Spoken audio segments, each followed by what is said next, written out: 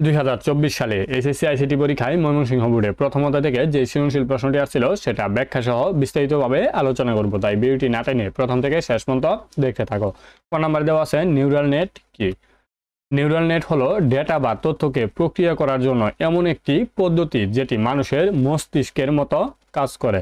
তো আমরা চলে যাচ্ছি খ নাম্বারে, টপ টু ডাউন পদ্ধতিতে কাজ করার প্রযুক্তি ব্যাখ্যা করো। তো top to down, down to top, এই দুইটা পদ্ধতিতেই আমাদের ন্যানো টেকনোলজি কাজ করে। তো ন্যানো টেকনোলজি সম্পর্কে ব্যাখ্যা করে দিলেই তোমাদের ক্ষয়ের উত্তরটি হয়ে যাবে। তার আগে বলে রাখি, তোমরা যদি আমার এই চ্যানেলটিতে নতুন হয়ে থাকো তাহলে এখনই চ্যানেলটি সাবস্ক্রাইব করে রাখো এবং পাশে থাকা বেল আইকনটি অন করে দাও, যাতে করে এরকম ভিডিও ছাড়ার সাথে সাথে তোমাদের নিকট ভিডিওগুলো পৌঁছে যায়। আর যারা এই ভিডিওগুলোর পিডিএফ সংগ্রহ করতে চাও তারা এই ভিডিও ডিসক্রিপশনে কিভাবে সংগ্রহ করতে হবে সেটা লেখা আছে, তোমরা সেটা ফলো করে তোমরা তোমাদের কাঙ্ক্ষিত পিডিএফ সংগ্রহ করতে পারো।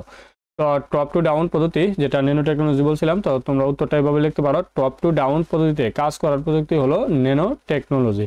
ন্যানো টেকনোলজি কি? ন্যানো টেকনোলজি কাজ করে অতি ক্ষুদ্র কোনো ডিভাইস নিয়ে।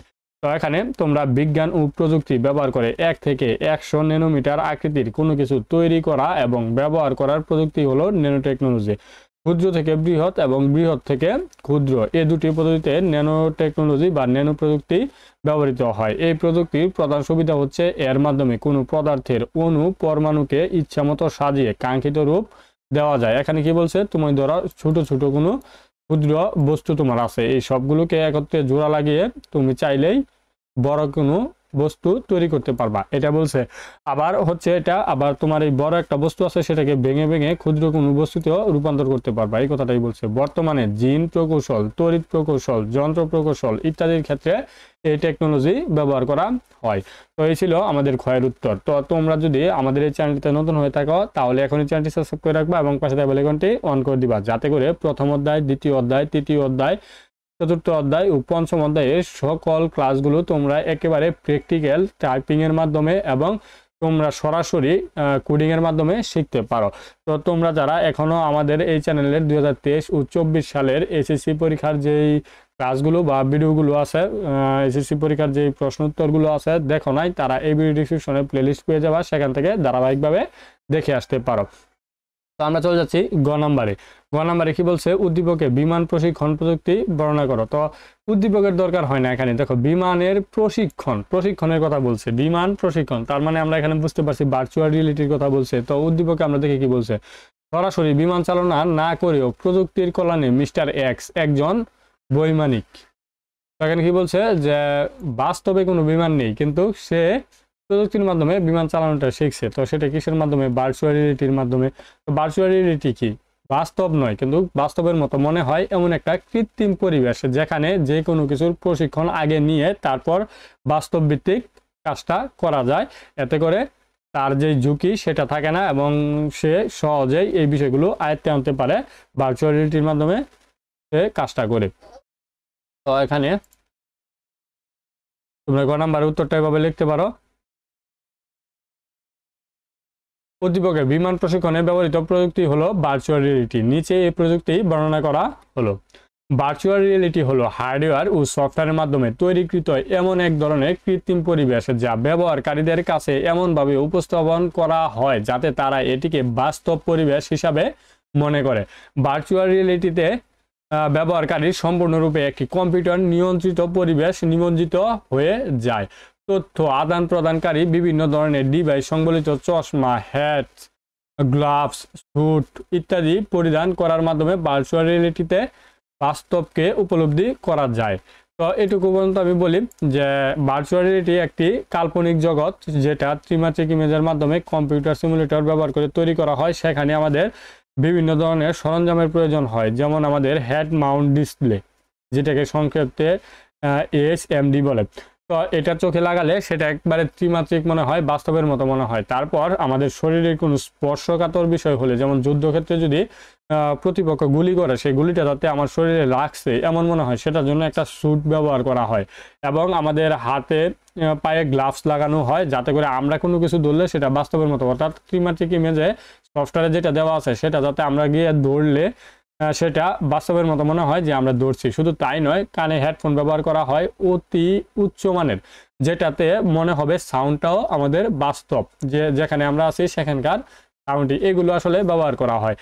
একটি টাইপিক্যাল বিআর ফরম্যাটে একজন ব্যবহারকারী ত্রিমাত্রিক স্ক্রিন সংবলিত একটি হেলমেট পরে এবং তার মধ্যে দিয়ে বাস্তব থেকে অনুকরণকৃত অ্যানিমেটেড বা প্রাণবন্ত ছবি দেখে, যেটা ইতিমধ্যে আমরা আলোচনা করছি, তোমাকে বুঝিয়ে দেওয়ার চেষ্টা করছি। টেলিপ্রেজেন্ট বা কৃত্রিম ত্রিমাত্রিক জগতে উপস্থাপিত থাকার ভ্রমণ একটি গতি নিয়ন্ত্রণকারী সেন্সর দ্বারা প্রভাবিত করা হয়, যেগুলো আমি সংক্ষেপে অলরেডি তোমাকে বলে দিছি। গতি নিয়ন্ত্রণকারী সেন্সরের মাধ্যমে স্ক্রিনে প্রদর্শিত ছবির গতিকে ভার্চুয়াল রিয়েলিটির ব্যবহারকারীর গতির সাথে মেলানো হয়।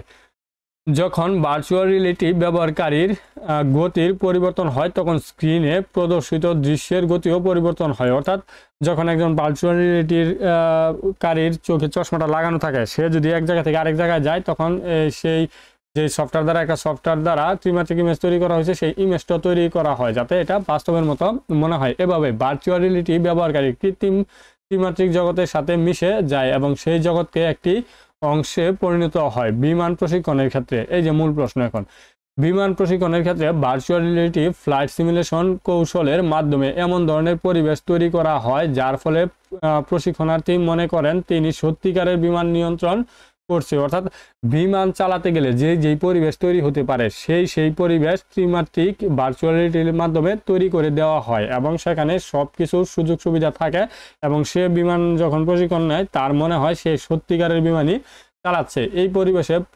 প্রশিক্ষণার্থী যথাযথভাবে বিমান চালানোর প্রশিক্ষণ লাভ করতে সক্ষম হন। তো এই ছিল গয়ের উত্তর। তো এখানে যদি কোনো কিছু বুঝতে অসুবিধা হয় তাহলে অবশ্যই কমেন্টসে জানিয়ে দিবে, আমি সর্বোচ্চ চেষ্টা করব তোমাদের বুঝিয়ে দেওয়ার জন্য। আর কোন প্রশ্নের উত্তর তোমরা চাও সেটা অবশ্যই কমেন্টসে জানিয়ে দিবে, আমি সেই প্রশ্নের উত্তরটা সবার আগে দেওয়ার চেষ্টা করব। তো আমাদের এই ভিডিওগুলো যদি তোমাদের ভালো লেগে থাকে তাহলে অবশ্যই চ্যানেলটি সাবস্ক্রাইব করে রাখবা এবং পাশে বেল আইকনটি অন করে দিবে এবং ভিডিওতে একটি লাইক করতে ভুলবা না। তার পাশাপাশি তোমার মূল্যবান মতামত অবশ্যই আমাদের জানিয়ে যাবা। যদি ভিডিওটি ভালো না লাগে, কোন জায়গায় ভালো লাগে নাই, সেটা তোমরা কমেন্টসে জানাবা, কারণ তোমাদের এই কমেন্টসের উপর নির্ভর করে পরবর্তী ভিডিও ছাড়ার চেষ্টা করবো। আর যদি ভিডিওটি ভালো লাগে তাহলে তুমি তোমার মন মতো একটি কমেন্টস অবশ্যই করে যাবা। মূল কথা তোমাদের মতামত আমাকে জানিয়ে যাবা। তো আমরা চলে যাচ্ছি বড়গতে। বড়গতে কি বলছে যে কৃষি বিজ্ঞানী মিস্টার ওয়াই উন্নত জাতের পাট বীজ উদ্ভাবন করে। আচ্ছা, উন্নত জাতের যখন পাট বীজ উদ্ভাবন করে তখন এটাকে বলা হয় কি? এটা কি বলা হয় বলতো? Genetic engineering. যখন কোনো জীবের মান উন্নয়ন করে বা বংশ বিস্তার করে তখন সেটাকে জেনেটিক ইঞ্জিনিয়ারিং বলে এবং সেগুলোর চাষ করে কৃষকরা উপকৃত হয়। তিনি তার গবেষণা কর্মের ডেটাবেস প্রযুক্তি, এই যে গবেষণা কর্মের ডেটাবেসের কথা বলছে, মানে এটা আমাদের বায়ো ইনফরমেটিক্স। তো এখানে কি জেনেটিক ইঞ্জিনিয়ার, এখানে উন্নত জাতের পাট বীজ উদ্ভাবন এটা যদি করা হয় তাহলে এটাকে বলা হয় জেনেটিক ইঞ্জিনিয়ারিং। উদ্দীপকে মিস্টার ওয়াই এর কর্মকাণ্ডে যে প্রযুক্তি সমূহ নির্দেশনা হয়েছে তা হলো বায়ো ইনফরমেটিক্স এবং জেনেটিক ইঞ্জিনিয়ারিং। এই যে এখানে ডেটাবেস সমূহ প্রযুক্তি, এটা হচ্ছে বায়ো ইনফরমেটিক্স, এবং এই যে উন্নত জাতের বীজ উদ্ভাবন করছে সেটা হচ্ছে জেনেটিক ইঞ্জিনিয়ারিং। এই দুটি প্রযুক্তি যে একে অপরের পরিপূরক তা নিচে বর্ণনা করা হলো। কেন একে অপরের পরিপূরক? দেখো, জেনেটিক ইঞ্জিনিয়ারিং কি করে? একটা বিষয় নিয়ে গবেষণা করে, সেই গবেষণার তথ্যটা কিন্তু কোনো না কোনো জায়গায় জমা রাখতে হয়, আর যদি কোনো তথ্য কোনো জায়গায় জমা রাখে সেটাকে ডেটাবেস বলা হয়।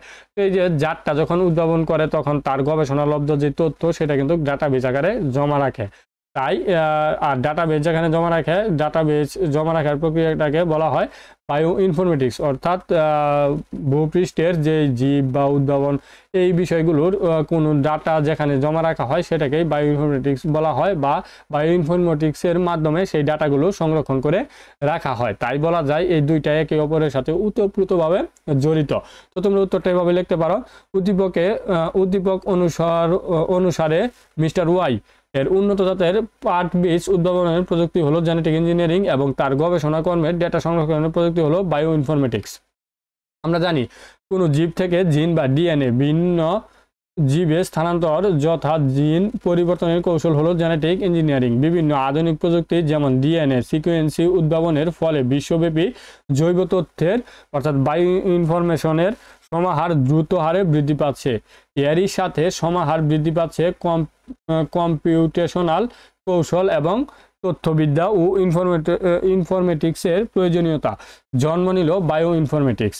এর যে কৌশল প্রয়োগ করে হিসাব নিকাশ করা হয় সেগুলোর মধ্যে প্যাটার্ন রিকগনিশন, ডেটা মাইনিং, যান্ত্রিক শিক্ষা ইত্যাদি উল্লেখযোগ্য। বর্তমানে জেনেটিক ইঞ্জিনিয়ারিংয়ের সমস্যাগুলো কম্পিউটার প্রযুক্তি কৌশল অর্থাৎ কম্পিউটেশনাল টেকনিক ব্যবহার করে সমাধান করা হয়, যা বায়ো ইনফরমেটিক্স নামে পরিচিত। যেমন কোনো এক প্রকার একটি নিউক্লিক অ্যাসিড ক্রম একত্রিত হয়ে গেলে বায়ো ইনফরমেটিক বিশ্লেষণ করে নির্ধারণ করা হয় ক্রমটি পরিচিত জিনের অনুরূপ কিনা।